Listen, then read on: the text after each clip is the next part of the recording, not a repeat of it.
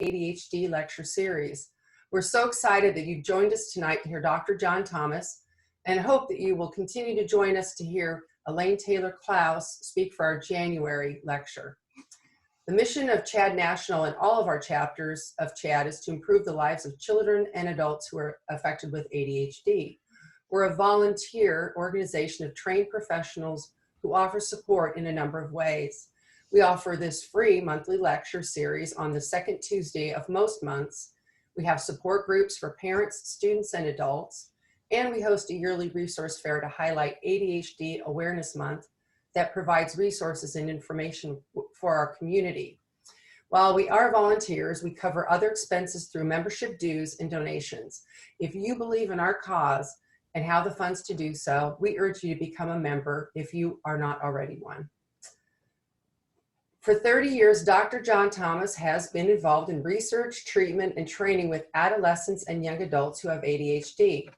As the founder of the ADHD College Success Guidance Program, he's utilized this experience to develop an experiential residential college readiness success training program and an affiliated academic coaching model.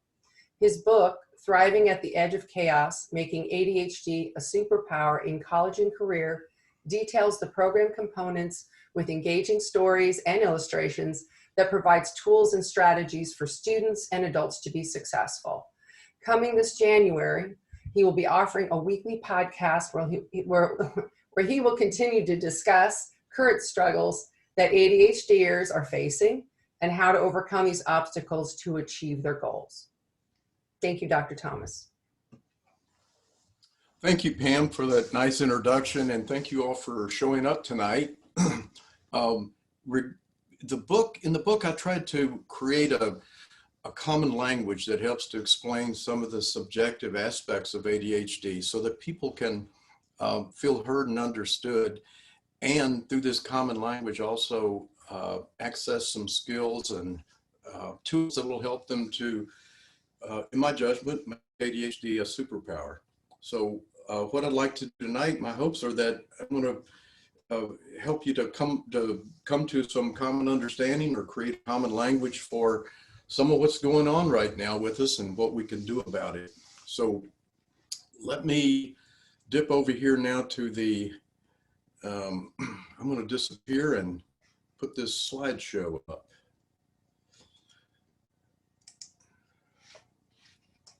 Okay, does everybody see that?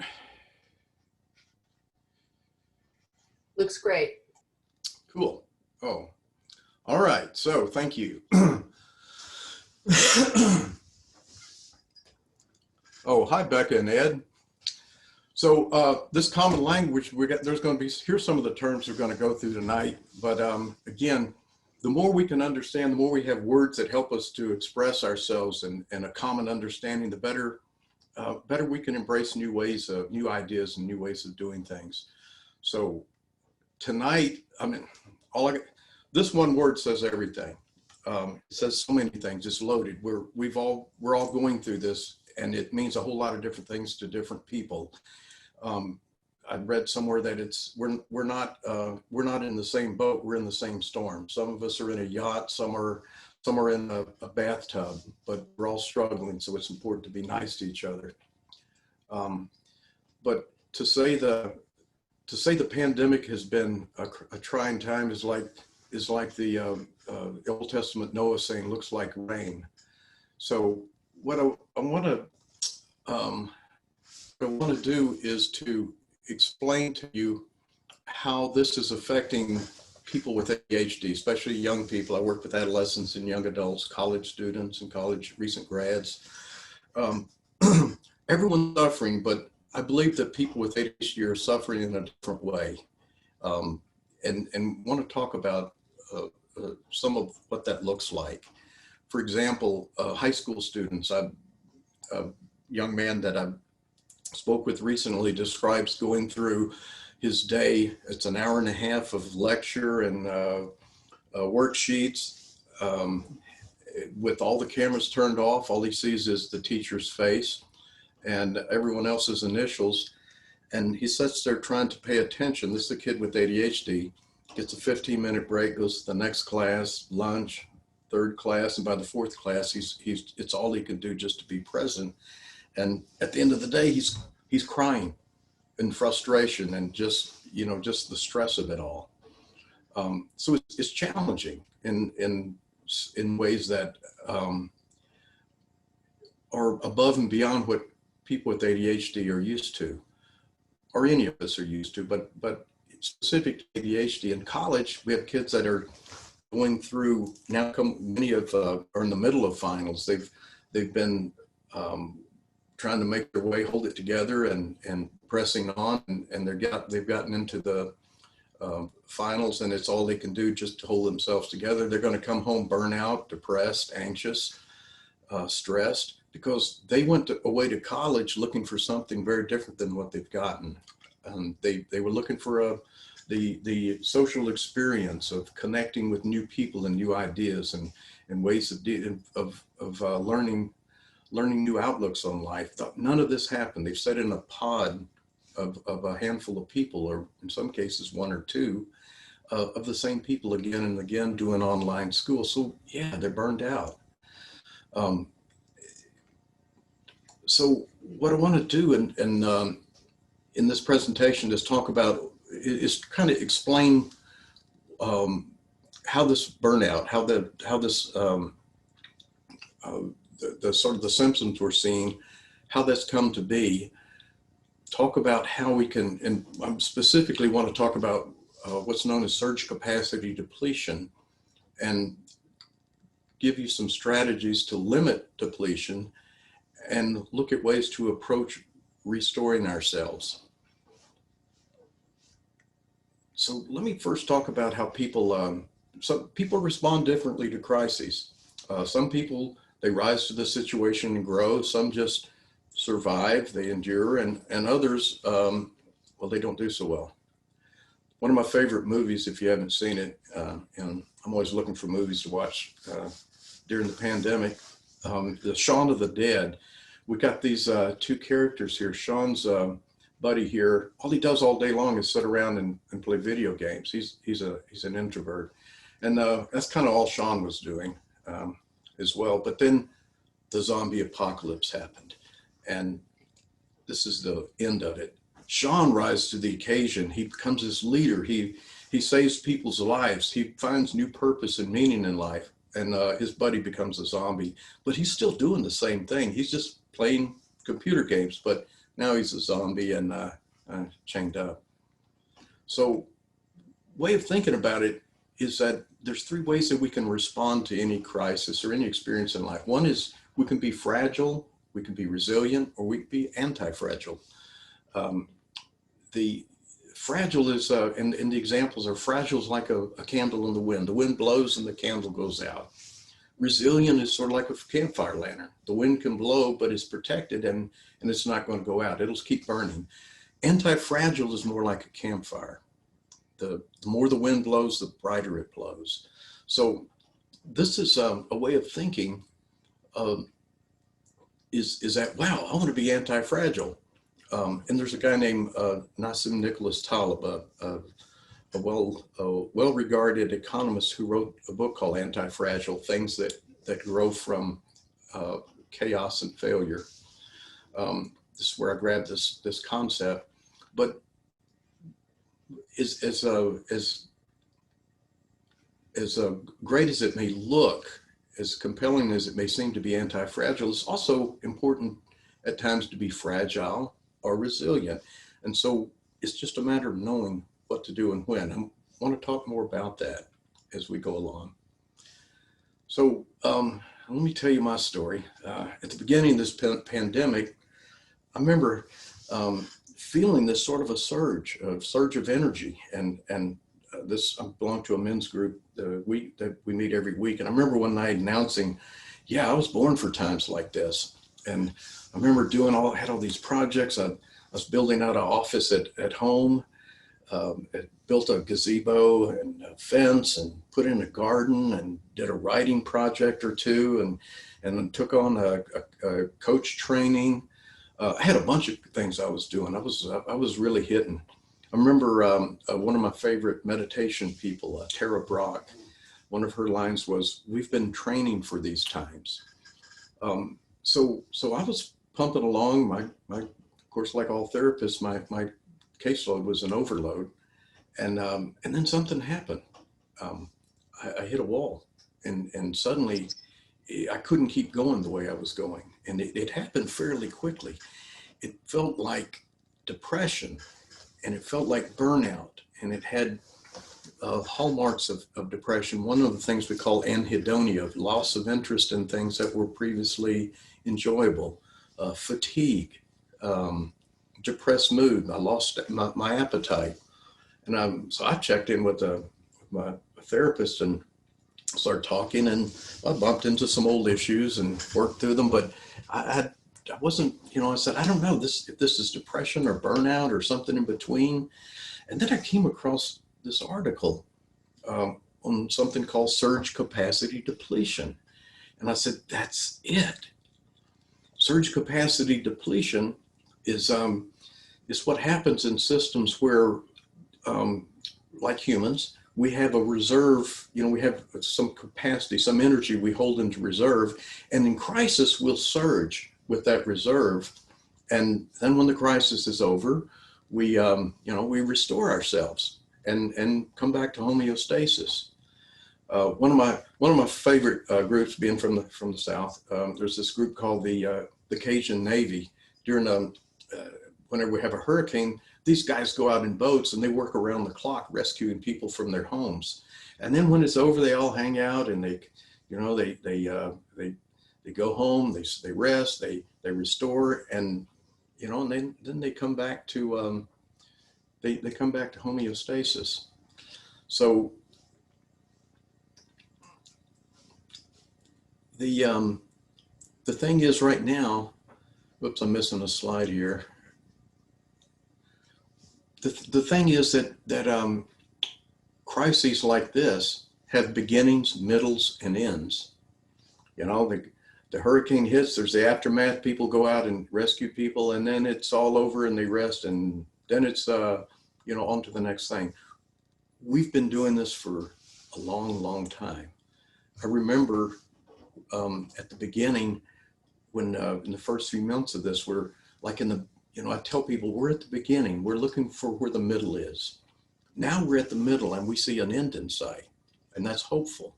But the thing is, it's been going on and on and on. It's a crisis that's not ended. So we've been surging against an ongoing crisis that's depleted us. And the problem is we don't have the usual ways of restoring ourselves. So we're hit from both sides. Now, so let me say that again. People have been surging until they're depleted, and then there's no traditional spontaneous ways of restoring their resources. So people with ADHD, we're more likely than others to surge in times of crisis because of this novelty effect, the stimulation, all those things that cause people with ADHD to show up in the kind of professions that like ER docs and first responders, and there's that stimulation. So we're more prone to surge. And similarly, the novelty and stimulation that we seek and variability in restoring ourselves is not here. What they say, what works this week doesn't necessarily work next week. Our resources for restoring ourselves are depleted, and it's and it just feels like crap. And so what I realize as I'm reading this article on surge capacity depletion is that, well, that's what's happening with me. And the light popped on and things started changing. So this is what we're facing, I believe, surge capacity depletion. So what do we do? I remember, here's what not to do. Some of the advice I remember hearing, I can't even remember, I wish I could remember this person's name, but if something like, if you're not, during this pandemic, if you're not completing some major project, writing a book, learning a foreign language, so forth, so on, you're a loser.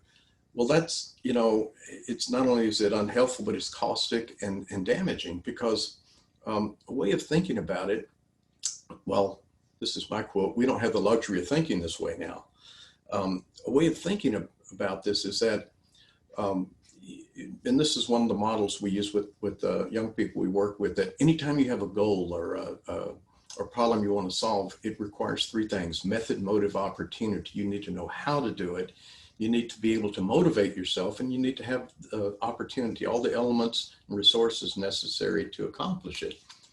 Well, so for some people in the pandemic, this crisis has produced the opportunity of time, a lot of time on their hands. Other people, maybe not. And motivation, a lot of people are demotivated. Some people don't have jobs. Some people are staying home with their kids and struggling just to get through the day. So I find this self-styled guru's advice is short-sighted. I think it's important to try to make best of our opportunities, but I don't know, it just seemed critical. So what do we do instead? One of my favorite therapists in the world, Brenee Brown, points out this quote right here. She also talks about the importance of vulnerability, but we don't have the luxury of exhausting ourselves as we had before. We need to be more intentional in how we maintain ourselves through the balance of this pandemic. So how do we do that? And what do we do? First, it's the understanding what's going on. And I'm selling people on this idea of surge capacity depletion. I hear friends of mine or colleagues or clients talking about, they'll say these same words. It's like, yeah, I can't tell if it's depression or burnout, and don't enjoy doing what I used to do. And I keep hearing it again and again from people. And so I throw this idea of surge capacity depletion out. They say, yes, that's it. There's something liberating about understanding what's going on. There's something very powerful when we can name what we're facing. So the first part of this is understanding how it's showing up in your life, understanding how this is working. Second is to learn how to monitor and manage your energy, stress, and emotion. We need to manage our resources. We can't just surge in an uncontrolled fashion. And thirdly, we need to vigorously, intentionally discover and pursue new ways of restoring. The old ways are not here. We're going to need to be creative and find new ways. And so this is what I want to talk more about. So first, again, understanding there's a power in just naming and calling out what's going on here. There's a student I was working with that was talking about, I was checking in with him about his grades, and he said, yeah, I did that classic midterm slump. And I said, well, tell me how that worked. He said, well, I kind of waited too late to get some things done. And so I worked real hard and pushed and burned the midnight oil, and I got ready for midterms, and I took them, and then I was exhausted. And so I missed a few days of class. I started talking to him about, so here's this surge capacity depletion thing. And he said, yeah, it's like that. Except this is an example of the surge of midterms has a beginning, middle, and end. That's a matter of days. And that's something we can recover from. And as he, I said, well, how would you want to do this differently in the future? And he's like, well, okay, I'll use this surge that I'm pushing through to do my midterms to do a couple of days of homework ahead, and then I'll take a few days off and recover. Brilliant idea. It's liberating when we understand what's going on. There's power in naming and naming what we're facing. So first, let's think about, how do you monitor? When we think about I never sat around and said, wow, I wonder what my energy level is today, or what's my capacity, where are my reserves, and am I depleting or restoring, and most importantly, what's tapping my energy? I never did that. And again, we don't have the luxury of not doing some things now. So these are the kind of questions that are important to ask, and to get in the habit of asking ourselves periodically. an example I think of is in computer games. There's every computer game has this life bar or energy bar where you know how many lives you have or how long you can play or what your resources are. Think of it like that. We need to be consciously minding the store in terms of how much energy we have. Where's it going? So what are the kind of things that drain our energy? One is stress. So when we think about stress, there's all sort of research and information about it. There's physical aspects, psychological aspects, ways it shows up in depression, anxiety, and some of the long-term hormonal effects of it.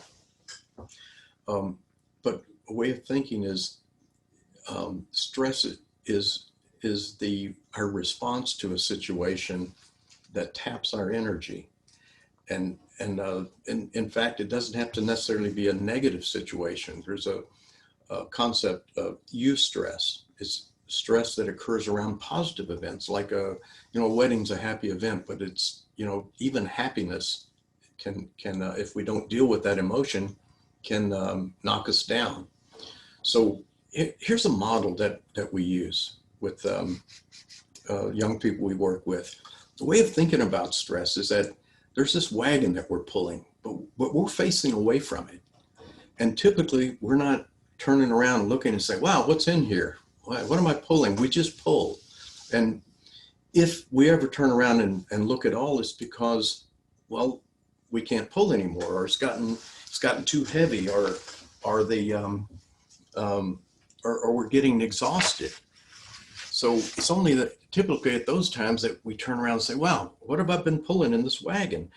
So once people stop and turn around and look, they're surprised to find that maybe they're not pulling the most important stuff, or maybe they are.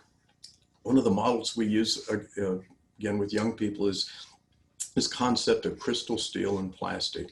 We do this thing where we throw these objects around the room in our groups, and when they drop, we talk about, okay, well, this is plastic, and some of the things in life, they're important enough to carry, but they're not, they're the least important things. Like, students will admit, yeah, computer games is maybe plastic. Steel is more important. And there's things in life that are maybe some aspects of socialization, or some hobbies that we have, that it's more important. It's not just trivial, but it's not the most important thing. So while these two, cup and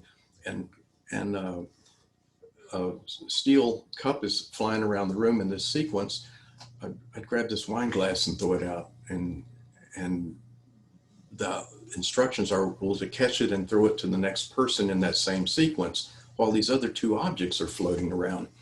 Well, something happens in the room, the tension changes. Everybody's just like real careful and real focused. I said, that's the energy that lets you know what's crystal in life. So if we think about the stuff in our wagon, we want to be sure that we're putting priorities to what's crystal, what's steel, and what's plastic.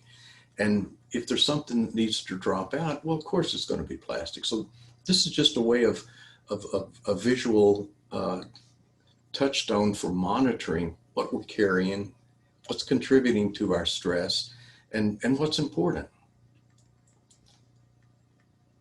So let's say you got all this stuff in your wagon, and then along comes this, we call it the cauldron. We'll talk more about what that means. Sometimes it's the straw that broke the camel's back. So let me just summarize this. When it comes to stress, it's important to develop a daily habit of inventorying your wagon. What's in your wagon? Organize your wagon according to crystal, steel, and plastic priorities. And one of the things that's important is to realize that your feelings around what's in the wagon can sometimes be a stressor in and of itself. Emotion itself can be a stressor. So that's a nice segue into what we're talking about is monitoring and managing your energy, your stress, and your emotion. So think about emotion as a stressor.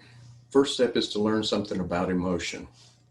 So here, this is just the model that we use with the young people we work with. We can come up with, first is again, naming is liberating. And to put a name to what we're feeling has a power that's documented in neuroscience. There's a part of our brain, the amygdala, that when people are experiencing anxiety is vibrating, or intense emotion is vibrating.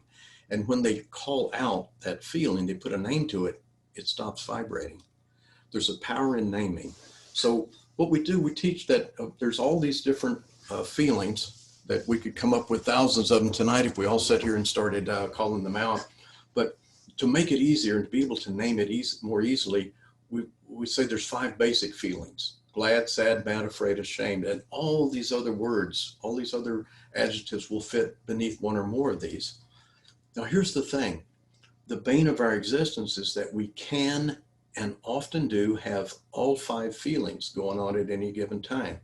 We only think about feeling something, one feeling, because it may be more intense than the others, but there's others that all of them can be going on at any given time. So we teach people is to identify them, call them out, and put a number to them, scale them on a scale of 1 to 10. 10 being the highest, 1 being the lowest. What is your glad, sad, mad, afraid, ashamed today? So naming is liberating. Now, next is understanding, how do we create these stories? How do we create these emotions? We're taught to believe, or we spontaneously think that something happens, there's an experience, and then we have an emotion. In fact, what we've learned through many years in psychology, and there's many different versions of what I'm saying here, is that there's an intermediate phase, there's an evaluation where in microseconds, we tell ourselves a story about what's happening. It's that story that creates the emotion. Now, a story is something like, well, if I hear a siren outside, I may make a lot of meaning of it and think, well, something's happened to a neighbor, and or there's a fire, and I'll have fear.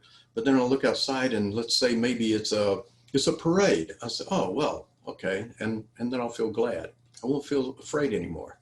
A story can be retold. You can give new information and retell it. Stories in time, though, when things happen over and over again with us, they become a narrative, and narratives over time become beliefs. So one of the important ways of understanding how we can monitor and make sense of our emotions is that there's what is the story? What are we telling ourselves? And if it's a story that we can bring new data to, new experience to, that will restore it, great. And just knowing if it's a narrative or a belief that we're dealing with something deeper, that's important as well. There's this thing called the second arrow concept that, it's like people are telling themselves now during the pandemic, wow, I'm alone, I'm isolated, and I don't see people, and I'm sad, and I'm lonely, I'm depressed. They tell themselves a story, and that's the first arrow. That's painful. It creates sadness. But then they do the second arrow, which is, I'm the only one that feels this. I'm the only one that's like this. And that feels even worse.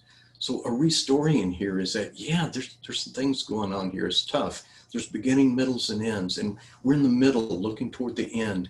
And I'm going to do what I can do to restore myself. And I'm not alone. That's a restoring. That changes the emotion. That's how we create this emotion. And understanding that is key to learning how to manage it.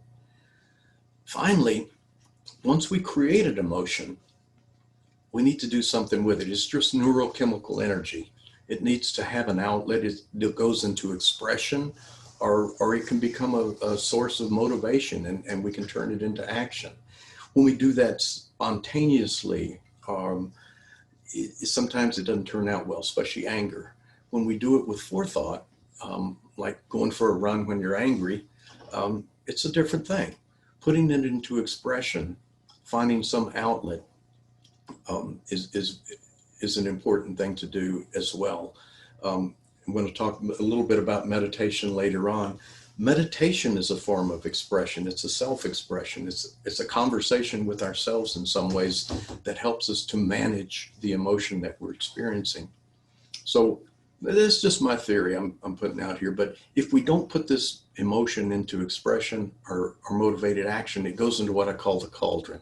This is just this reservoir inside of us of unexpressed emotion and energy. There's all kind of names for it in different fields. Some people think of it as stored in our proprioceptor muscles, and there's types of massage that massage it out. It could be in our hippocampus. I just use this as a metaphor for what happens when we don't express it. So the thing is, when we've got all this stuff of stress that we're trying to balance, sometimes the emotion, the extra element of emotion, can be what topples our stress wagon and puts us into meltdown. So here's what I'm saying. Recommending is important for monitoring and managing your emotion. Do this 5 feeling check-in as a daily habit. Get it to be a habit more than one time a day. Colleagues, friends, partner will set me down every now and then and say, hey, something's bothering you. Give me a 5 feeling check-in. And then just be curious about what are the limiting stories you're telling yourself. We tell ourselves stories that make us happy, that fulfill us. But there's also limiting stories. There's things that we tell ourselves that we're not aware of. And it's those hidden stories that we're telling that can be the worst. Really important. Once you create emotion, and we're all creating a lot of it now, be sure you find healthy expressions or actions for your emotion. And finally, make it a habit of inventorying, looking at what's in your cauldron. Just be curious. What's in my cauldron today? And find ways of emptying it. Again, different forms of exercise, and I'm a big fan of yoga. That's a big one. And meditation are good ways of dealing with emptying the cauldron. Of course, therapy is helpful with that as well. And again, therapists, colleagues of mine seem to be overbooked these days. So that leads to some of what can we do if you can't locate a therapist. We'll get into that here in a moment. So the third thing is we need to restore ourselves. And the problem, again, we don't have the same avenues to restore that we've had for spontaneously restoring ourselves. We've part of just growing up and becoming as people is that we learn what we like and what works for us and what we enjoy doing. A lot of those avenues are closed off to us now. So what we're facing is the need to consciously, intentionally choose to find new ways to restore ourselves. That's the resilience part of this. If you think about surviving, just kind of keeping ourselves in some level of homeostasis, finding ways to restore our energy. I mentioned yoga, I mentioned running. There's all these things that you may think of spontaneously, but or with just a little thought. But when we think about emotions, how do you monitor and manage your emotions if on an ongoing basis? This is the part where it's important to be fragile, meaning vulnerable, meaning letting yourself admit that there's things going on. What is working for people is finding neighborhood pods where they can have these kind of conversations in 3-dimensional time and space with neighbors. There's online groups that are forming. There's support groups, and when you can't, and if you don't have any of those available to you, you can create one but all of these require a vulnerability. They require you being fragile, saying, yeah, I got some stuff going on. and finding that place within you to share that, and that motivation to find or form a place for it.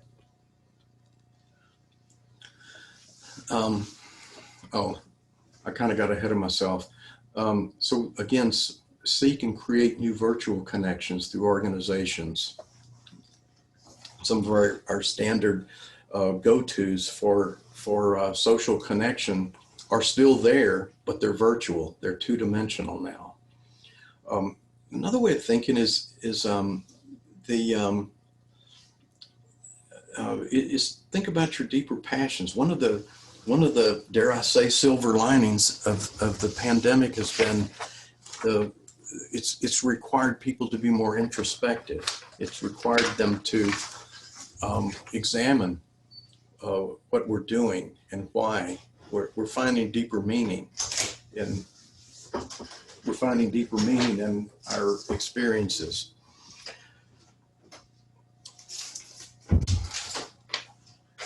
So also there's some things that I've caught students doing that they've told me about. I've got a college student who he talks about feeling isolated, and he goes online and he sees the professor. Some people have their cameras turned off. There's no interaction. It's all a one-way sort of a one-dimensional kind of a experience. And he said he found, this is a Nova student, he said, then I found on Canvas, there's this place where you can connect with other students in your class. And so I started just hitting people with emails and saying, you want to get together and do a study group or a study buddy, or we have this concept in ADHD land called the body double, just where the presence of another person exerts a force of focus and attention and motivation for us.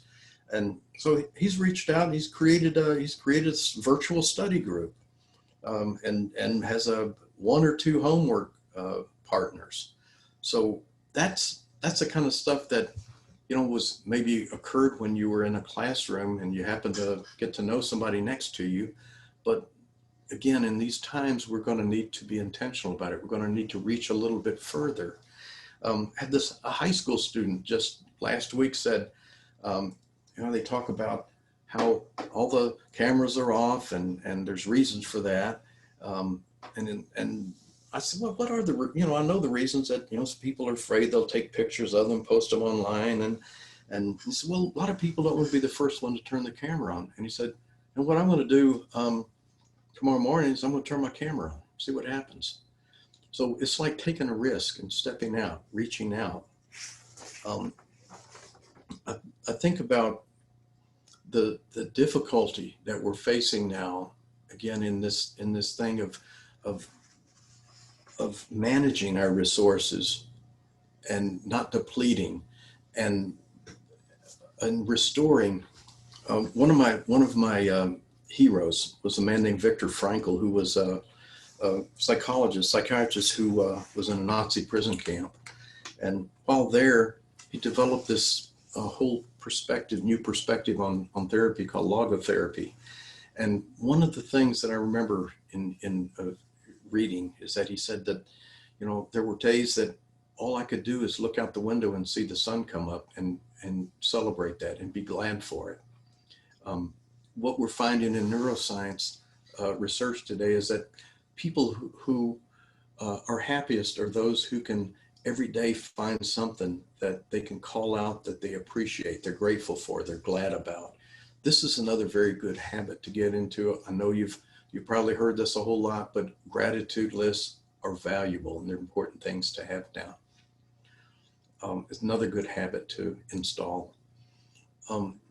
Meditation, I mentioned that there's tremendous benefits to meditation. We find that it increases all sorts of flexibility and growth in the brain, neuroplasticity. Again, I see this as a conversation with self that helps to empty the cauldron, that helps to kind of reform our stories, our narratives. And there's guided meditations that help us do that. So guided meditations are important for people with ADHD. But why? Because, well, we have trouble paying attention. I remember when I first started just meditating, this classical meditation, I found it like mind numbing. I was distracted. I would keep coming back, to come back to the breath. But there wasn't enough there. And for people with ADHD, if we don't have enough stimulation, we will create the stimulation inside us in our imaginations and our mental wanderings. So there's very neat, what we call guided meditations. One of my favorites is Tara Brach, who does some magnificent work. I think we have, as part of the takeaway here, there's her website, tarabrock.com.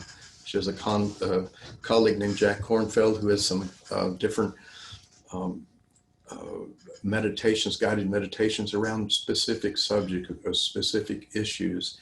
Guided meditations work well with people with ADHD, I've found, because they're guided, because they give us a sort of an internal structure that we can follow more easily while doing the valuable work of meditation. So in terms of some of the, well, there's the Tara Brach website.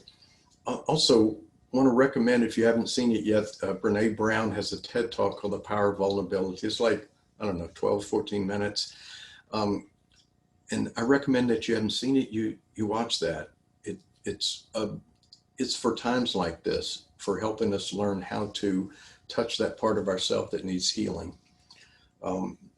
I also threw in meetup.com because just, sort of on a lark, I'm thinking, well, I wonder what's out there. And I found all kind of stuff. And some of you may already have discovered this, but meetup.com started off as a group of kids meeting up for skateboarding adventures, and it's expanded to thousands of different subject matter. There's last Friday there was one on a conversation about does free will exist. Anything you want you can find on meetup.com. It's pretty extraordinary.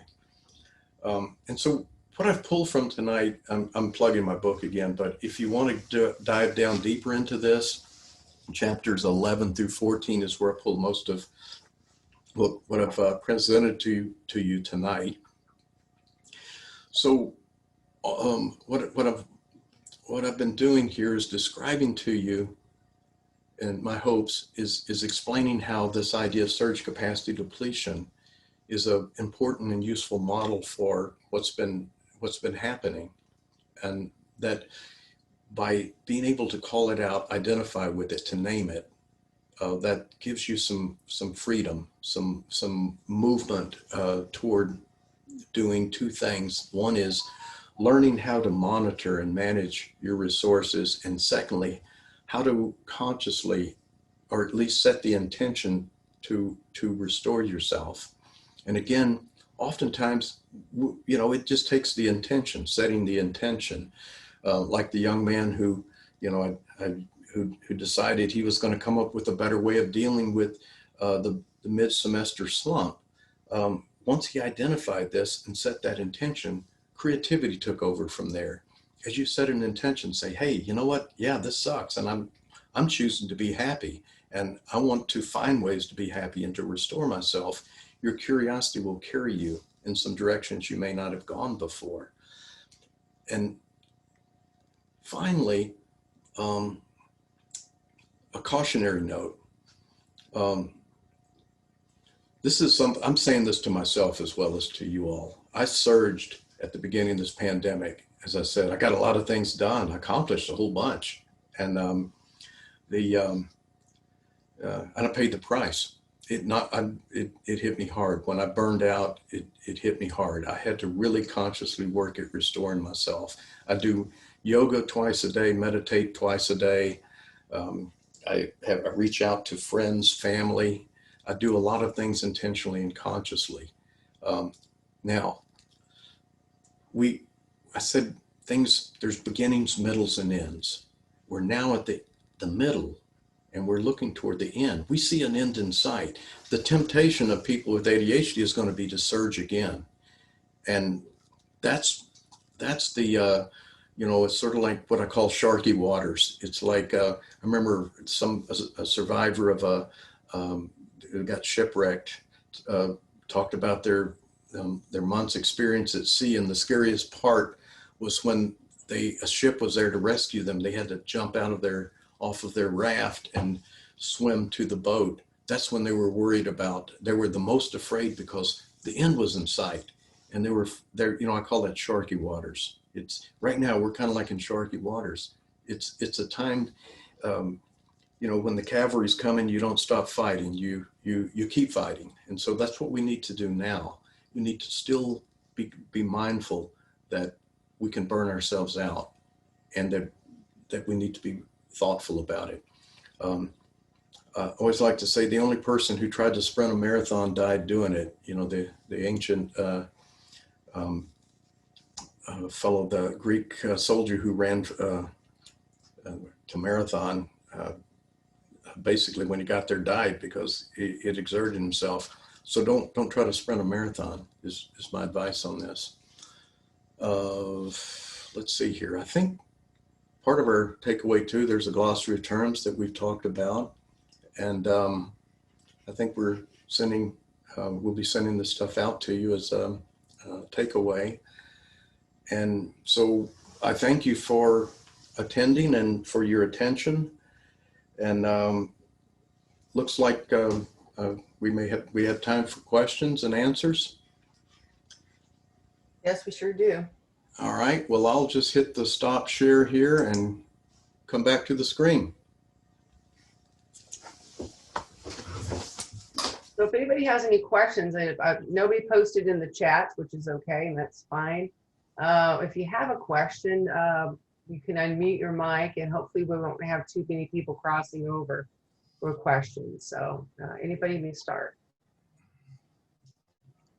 All right, this is Dave Shannon. I'm actually first in the list, so I guess I can talk first. Dr. Thomas, I'm an adult, so I know that your focus and a lot of your examples were dealing with younger kids, but I'm not even sure if I actually have ADHD. I have two different psychologists right now who are debating whether I'm past or what exactly I have, but I certainly have hit a wall, as you said, and I've been on some narcotic class 2 substances for many years, and as the pandemic was just starting, I was trying to wean myself from them, and I had to go back onto them because I was having difficulty motivating and stuff. So I guess my question is, as an adult, I just turned 58 today, so I'm not a youngster. And I seem to have hit plateaus during my career in life where I kind of reached a certain pinnacle of capability, and then I would plateau, and then I would have to recover and pick up from there. But the pandemic, like you said, these are different times, different characteristics. So I'm getting hammered with multiple things right now. Is the best thing to just kind of like do a timeout with everybody? I have 2 elder parents who aren't living where they were living 2 months ago. They're in elder care situations that I'm involved with. I changed jobs during the pandemic, but the new job wasn't exactly what I was hoping for, which was less stressful and more relaxing. Quite the opposite.